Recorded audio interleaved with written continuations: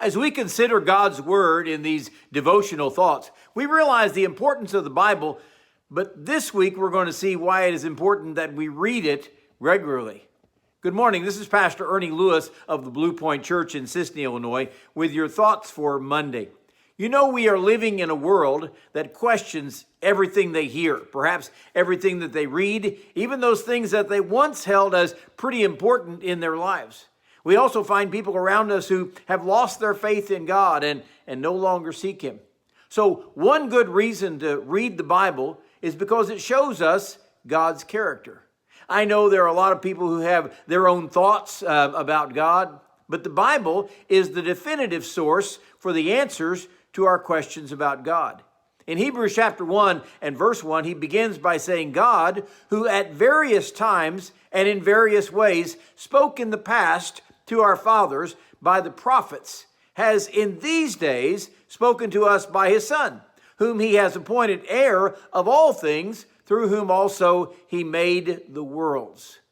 It is troubling that so many people have formed their views on God from some worldly source or even their own cognitive thinking instead of from his word. The author of the Hebrews here tells us that God has chosen so many different methods to reveal himself. He spoke to us through the prophets. He used godly ancestors to relay information, like the teachings of Deuteronomy 6, thou shalt love the Lord thy God with all thy heart. But now we have God's word, and it will remind us of God's majesty and his glory, which biblical characters, by the way, were able to witness firsthand. And we can get a glimpse from some of those even in the book of Revelation. We can also learn about God's holiness from his word. I know the vision of Isaiah and of Isaiah chapter 6 should give us a vision of his holiness, where there these seraphim cried out, holy, holy, holy is the Lord of hosts. The whole earth is full of his glory. Peter also reminds us of the command of the Lord, be ye holy as I am holy.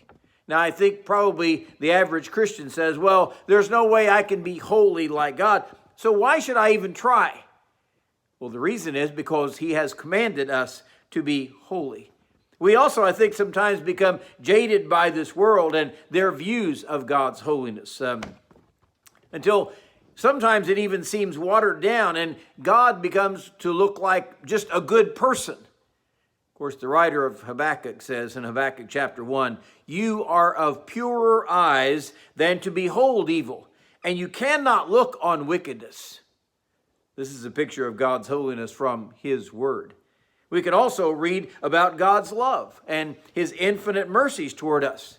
We know John 3:16 says, for God so loved the world that he gave his only begotten Son, that whoever believes in him should not perish, but have everlasting life. And the psalmist reminds us on more than one occasion that his mercy is from everlasting to everlasting. That is a beautiful picture of the God that we serve. So if you really want to know more about God's character, don't take a survey of your friends. Don't read some worldly book for some advice. Turn to his word, the Bible, which gives us the definitive accounts about God's character.